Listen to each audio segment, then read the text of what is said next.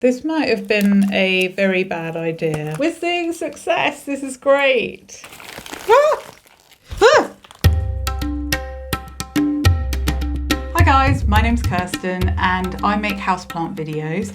Today I've got loads of repotting to do and separating of things and loads of like plant chores to get through. I've got a Rhaphidophora tetrisperma, an Alocasia, my reverted Philodendron Birkin, and also a Peperomia Orba. I thought it would be nice to have a bit of a chat whilst I'm doing it and talk about what's been going on. Obviously I've moved. I am now in a jungle, which is fantastic. I'm going to start with the easiest ones first because I know if I start with the Rhaphidophora, I'm just like not going to get around to doing the rest because it's just going to be such a pain in the butt.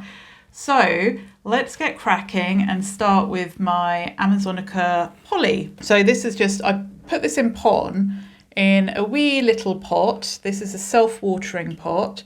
And as you can probably see, this is the fabric that sucks up the water and brings it into the pond. And that is a little root coming out. And there's some like little roots here and there and everywhere. So I feel like I kind of want to get this transferred now because we're end of kind of growing season going into kind of summertime, which is like summer autumn. So I kind of don't really want to be repotting alocasias into the autumn/winter. It is time to do it now. Although quite frankly, I would have left it if it was a bit earlier in the season to get more roots coming out because that's my kind of lazy style. So I have a larger sort of self-watering pot here, which I'm going to use for it, and that should look after it until well into next growing season, I hope. And I've got loads of pon already rinsed. So I'm just going to like get straight into it basically. So the really important reason that you need to rinse your pon and use rinsed pon is because when it comes and all of the granules are covered in this kind of clay dust, and when you pour through that into the water reservoir that you sort of have, it just basically turns into this clay and over time it becomes really quite sludgy because every time you water through the pond it creates sort of more. So it's important to get rid of like a load of the dust, but it is something that you have to do continuously through. If you are working with pond, you need to take the little kind of like inserts out if you've got a self-watering pot, or if you are kind of just doing it in a nursery pot and putting it in a cache pot or something like that, then yeah, you need to rinse through. You need to use the nursery pot or the insert here and rinse the pond through, and you'll see all this sort of like dark water coming out. Rinse until it runs clear, and then you'll have a happy plant. So if you do that kind of every month or so, and every watering in between, just like water it normally. Oh, goodness. Oh well, this is going to be interesting. Oh no, it's not. This little band thing, which is sucking the water into the pond within, got sucked within it, but I don't think that's the problem now. Cool, okay, that's great. That looks fantastic. Nice, if you see nice healthy roots there. And the whole thing with pon is that what you have is these rocks that are continuously moist and they're very porous, so they're sucking up the water and releasing it to the roots of your plant, and there's this constant moist environment. But because they've got all this sort of like texture and gaps between them, there's essentially loads of oxygen as well for the roots, which plants love. So they love a bit of oxygen on their roots. Oh, look at that. There's a little, I don't know if I'm going to be able to zoom in close enough on that, but there's a little baby corm there that's about to do something interesting. I think there's probably quite a few in there, so that'll be fun. So if you don't rinse it, you get a build-up of this clay in between all of the stones and everything within this, and the oxygen goes, and so the roots don't have any way to breathe. And that's a reason that plants end up getting root rot, is because there is no sort of oxygen to their roots. So yes, very important to rinse it through about once a month-ish when you have pon.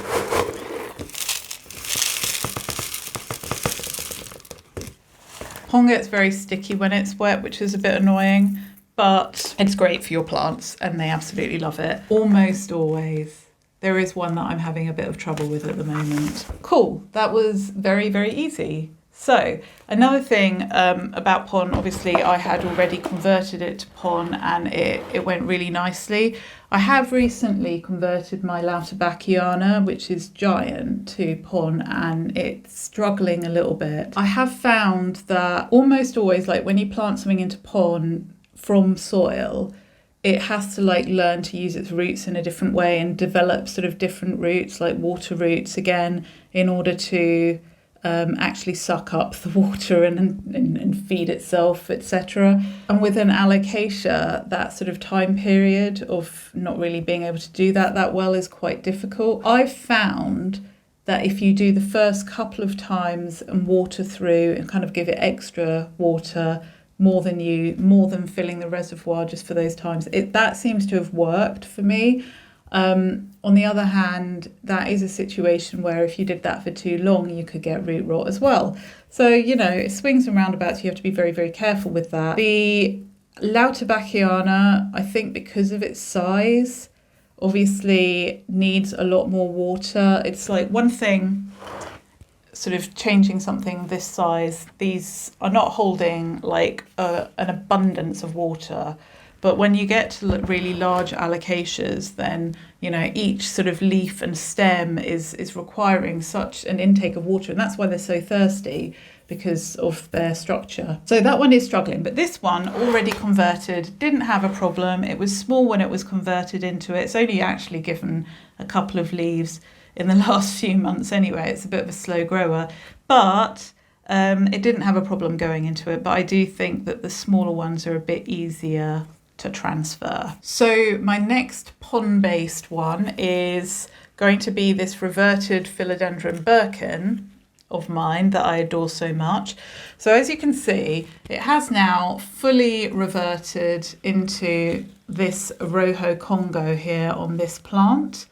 It is like full Congo, as they say, which is pretty cool. And I want to separate that out essentially because I love it.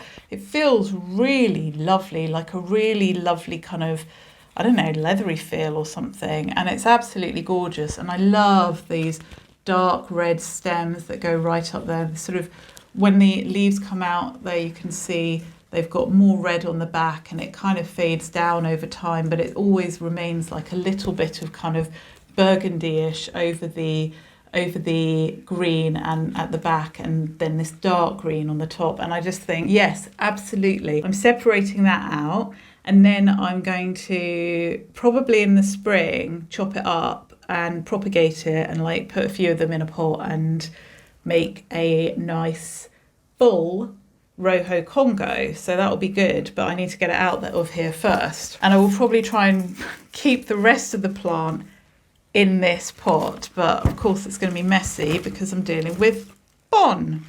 There's even like, I don't know if you can see this, that there's an orangey root. I bet you anything that root is from there, and that has sort of like the darker root. So how am I going to do this? I don't really know what the root structure is going to look like and how big it is, so I've kind of got this pot to put it in, or this little pot to put it in, depending on what its roots looks like. But I suspect it's probably going to need the slightly bigger one based on its age.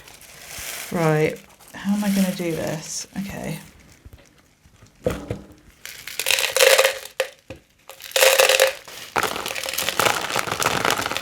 Oh, that's cool. Well, it's pretty easy to see which roots are which in here because there's some like red roots, and then there's some normal kind of like whitey, kind of beigey, you know, normal philodendron roots. This probably would have been easier to do in soil, but hey, maybe I should have just chopped it back. Oh well, we're halfway through now, so we may as well just continue. This might have been a very bad idea. They're so knotted, as one would expect. It's lovely though, isn't it? It's very glossy. And, you know, if anybody's watched any of my videos, I do love a red stem. This is like some terrible, terrible knot. I used to do a lot of knitting, and so I was constantly having to like undo tangles because I wasn't very good at it. To be fair, I only actually took up the knitting properly when I was quitting smoking because it gave me something to do with my hands.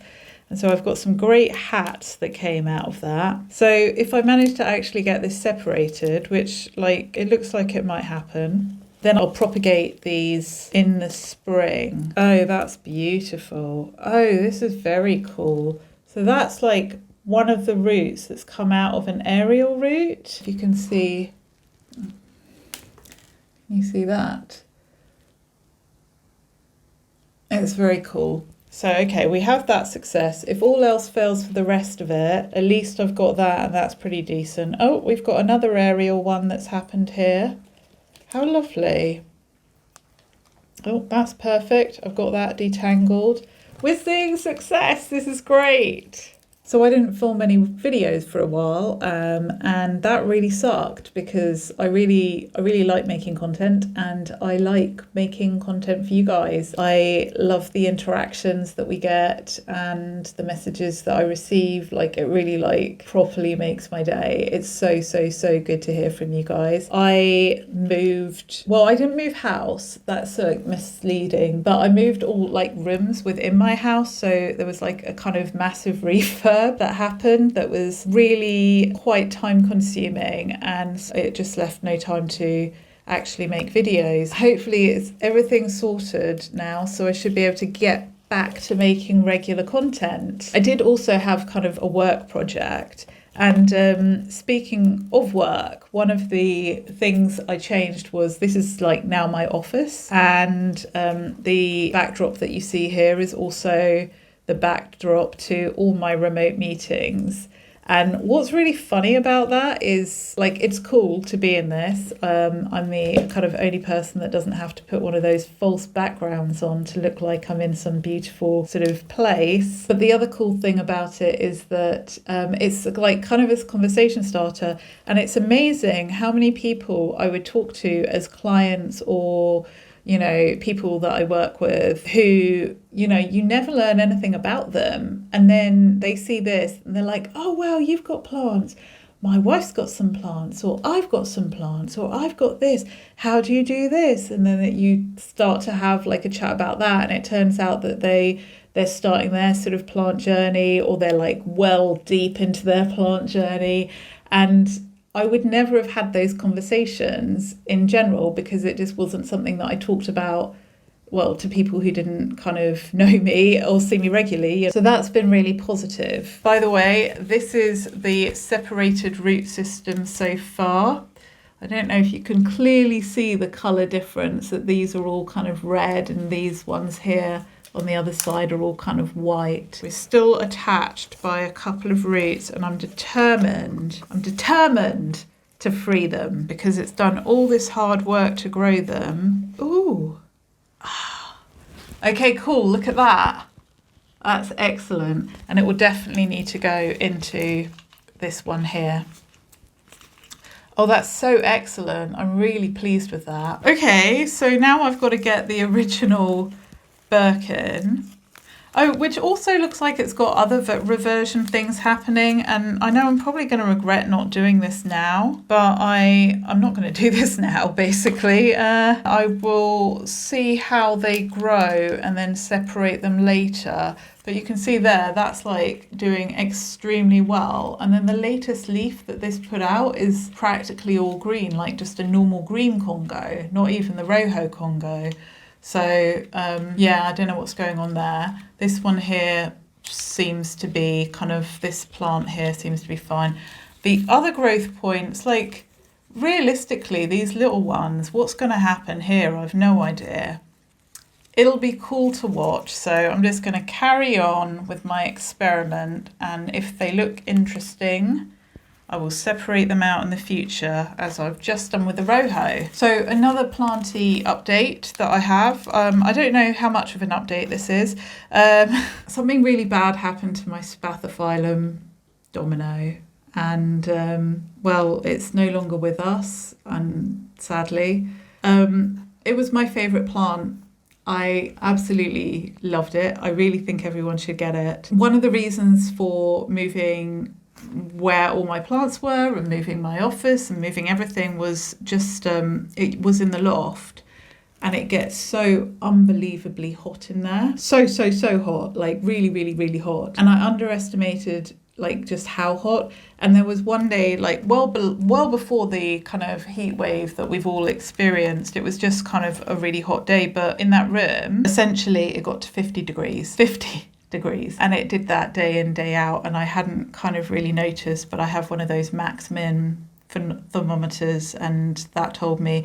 And the peace lily just died. Everything else actually did really, really well. So I'm kind of surprised by that. I'm just going to pour some of this stuff out so that I can get room to get this back in. And then, oh, so messy.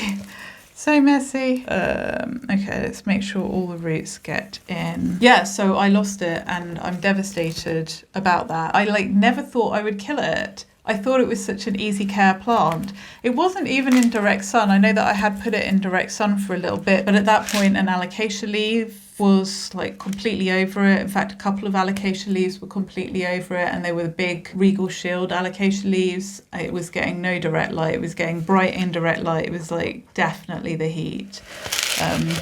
But I guess peace lilies are more sensitive, and although I would say it's like more robust than a normal peace lily, you know, there's only so far you can take it. So that was pretty sad. It's so good to be back filming. I hope I'm not doing like going through like a bunch of nonsense. Anyway, probably am. Okay, cool. That's that. Let's put it back in the water reservoir. Perfect. I mean, yeah. I'll try and straighten that out when I water through it. It's a bit difficult because anything you do now, when you water through it, kind of dislodges it anyway until the roots have really taken. Right, cool, that's done. And so it's just a case of potting this one up now. I just think that's so cool. Can you imagine this? These leaves can get to kind of the length of an arm if they're grown really well. And I just think that'll end up looking absolutely stunning.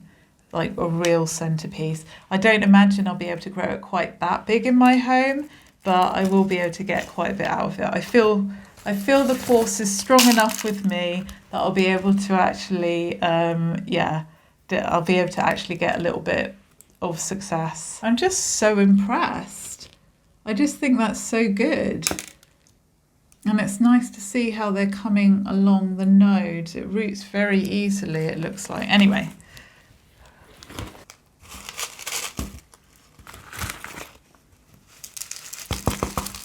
I really love these clear pots because you get to see what's going on with the roots. I would pot everything in clear if I could, but I kind of wait for pots to come to me. I did buy a bunch, but of course they're sort of in use. However, I got so many nursery pots for free. Essentially, somebody was giving them away on Nextdoor. It's basically an app which, you know, is for neighborhoods to talk to each other. You can sort of sell things and say, or give things away. And there was this guy who said, I've got loads of nursery pots, would you like them? And I picked up all of them.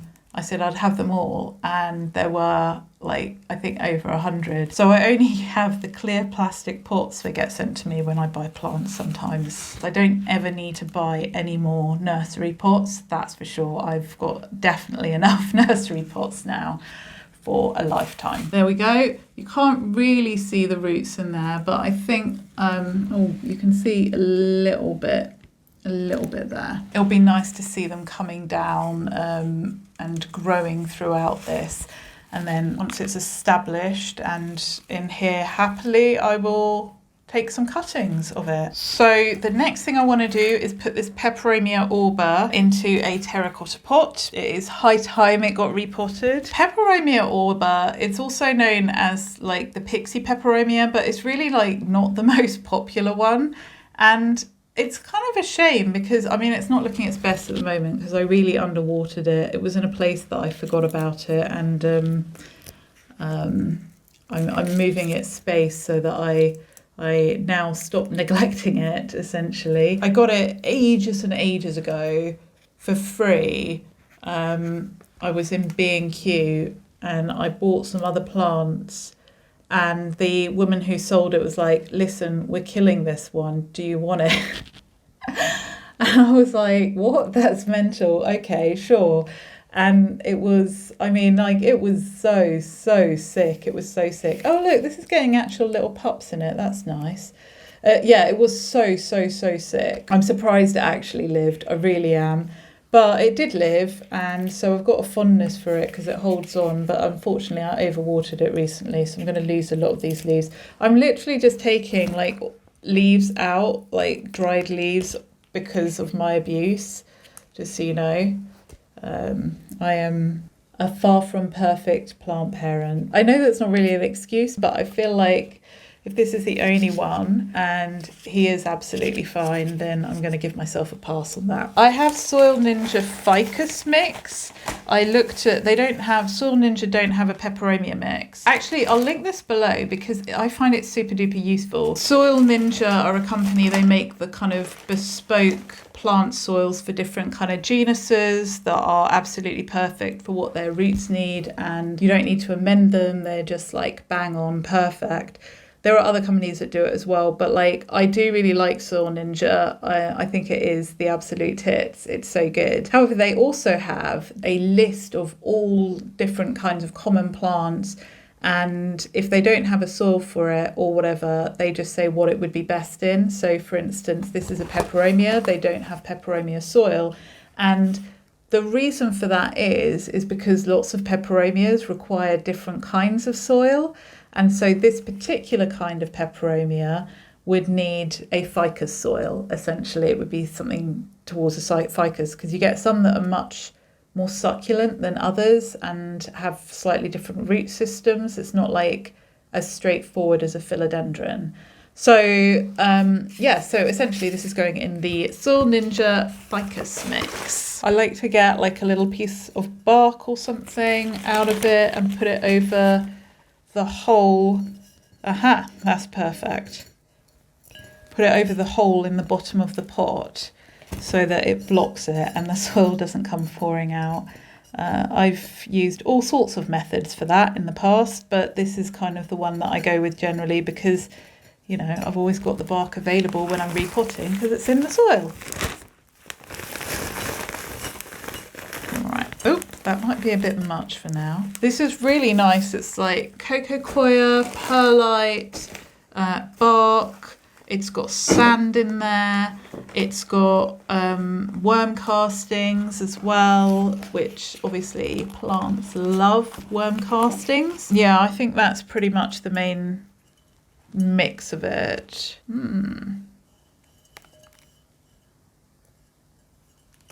Ah!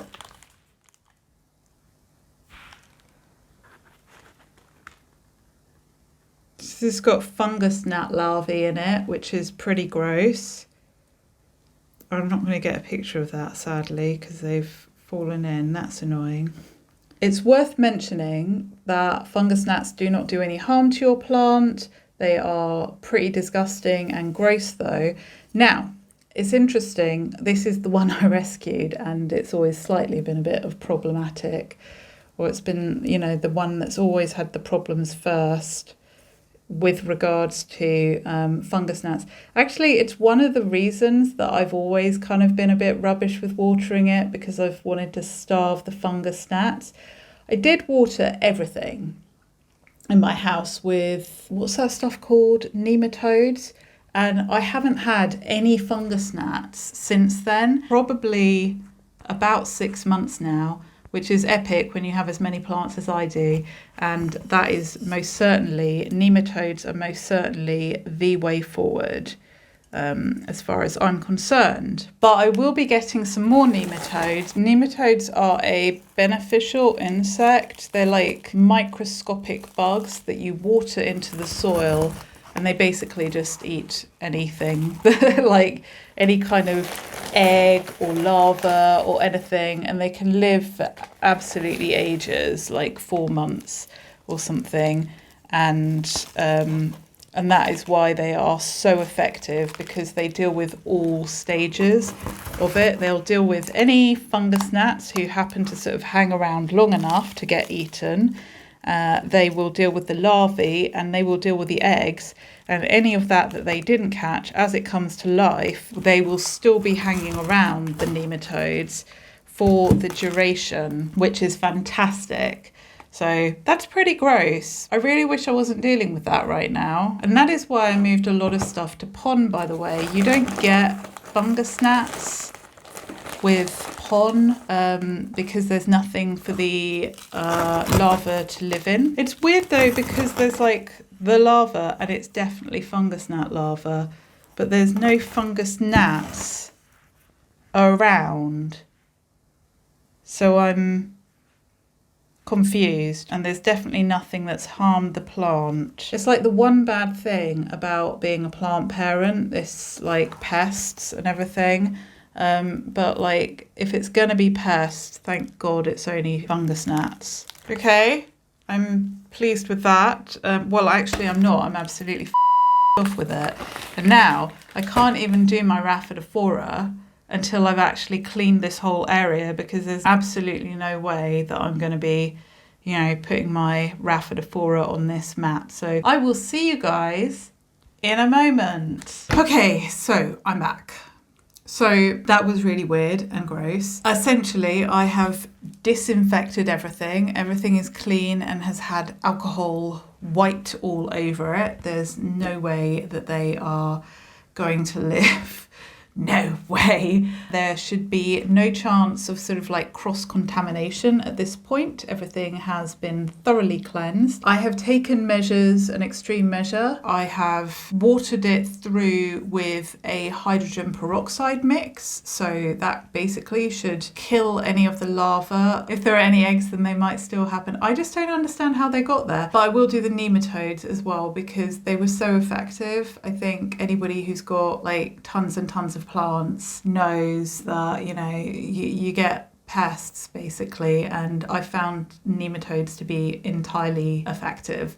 So I will do that, but in the meantime I just wanted to take really fast action, because I haven't had any fungus gnats and there weren't any around it either. I just don't know where they came from. But that's the case with bugs, isn't it? It's just that this plant is so separated from everything else. So yeah, mystery. Anyway, everything is clean, which is good, because I am about to do my Rhaphidophora tetrisperma, which is quite large. And I'm going to try and keep it on this bamboo. I want to pot this up in a bigger pot, and then I'm going to actually put some sort of fishing line crisscrossed against a wall, so that just in front of a wall, so there's a bit of a gap, so that I can kind of climb it up the fishing line and it'll look invisible and it will look like it's attached to the wall without actually ruining my walls. So I'm looking forward to that. I will be using the Philodendron and Monstera mix by Soil Ninja, because it is the bomb diggity. So let's get cracking. I do really like this soil. I think it's so good. Massage the pot, massage the pot. Hey, look at that. That looks brilliant, doesn't it? How's that for healthy looking roots?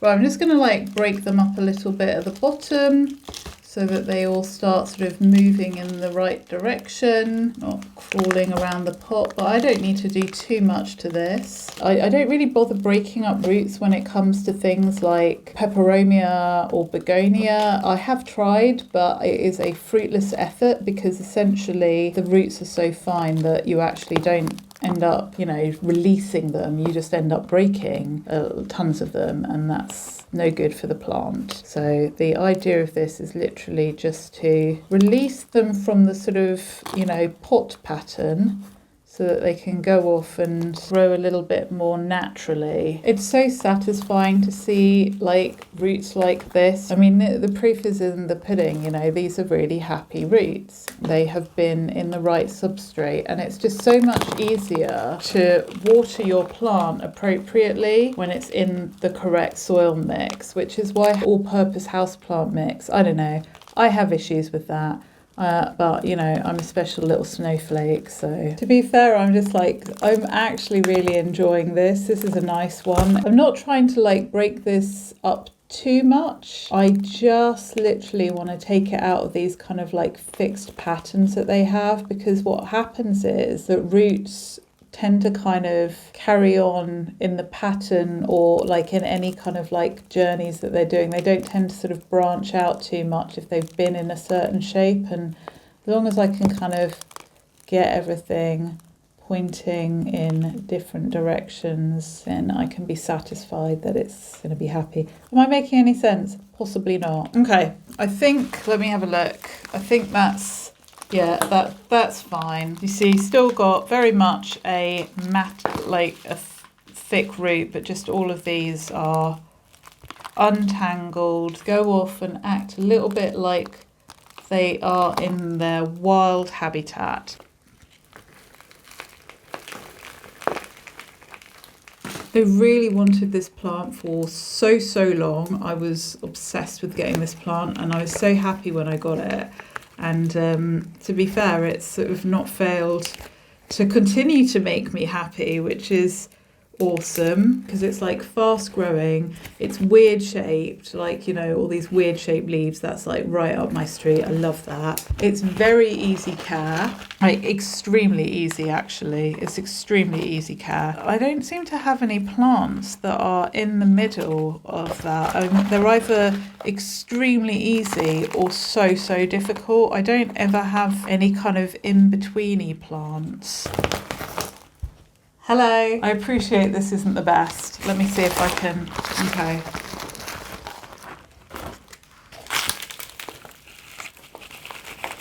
Ah!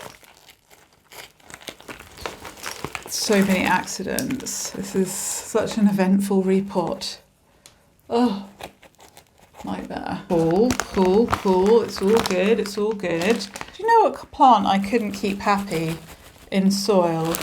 I tried to get a Rhaphidophora decursiva. I kept it in the same soil, in the same conditions as the Rhaphidophora tetrisperma.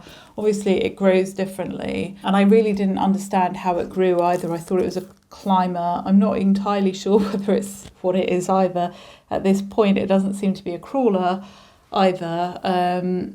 However, it just got root rot. It was getting exactly the same care as this, but it got root rot really badly. I did manage to save it and put it in pon, and I would say it's just like not as satisfying, because the leaves do not mature quickly. They do on this. It's a very slow grower. This is fast. It is, when it does get big, like it has to get really big in order for you to get these kind of like impressive leaves, and then that's like, then it's too big, and yeah, that's problematic too. So anyway, I just think the Rhaphidophora decursiva isn't great. However, I do have it in pon at the moment, but I'm looking to swap it or sell it on or something like that, basically, because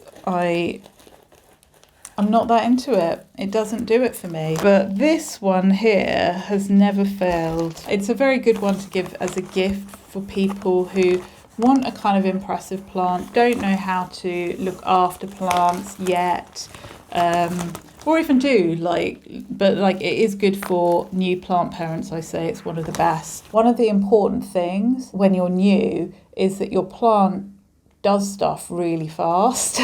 You know, just having a plant that sits there and is a super slow grower, it might be like low maintenance, but you know, this is why I don't actually think that the ZZ plant and plants like that are great for new beginner people, because in order to sort of inspire people to get more into house plants or to you know, discover the hobby or, you know, fall in love with, you know, indoor gardening in any way, the plants have to be interesting, right? And do stuff. And so fast growing ones like this, great.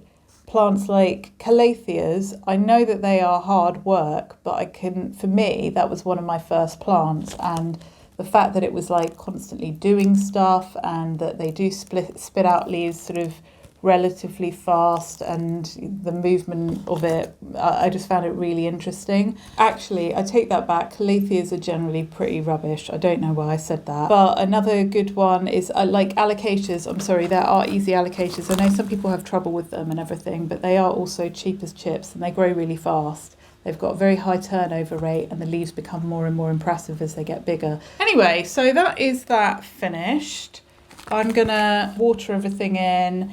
Get nematodes. I'll probably do my whole collection with nematodes, given that I've seen now that there are any present in my home. Not happy about that. But these look great, right? So very happy about that. Anyway, thank you so much for watching. If you enjoyed this video, please give it a thumbs up and subscribe if you want to see more. Cheerio.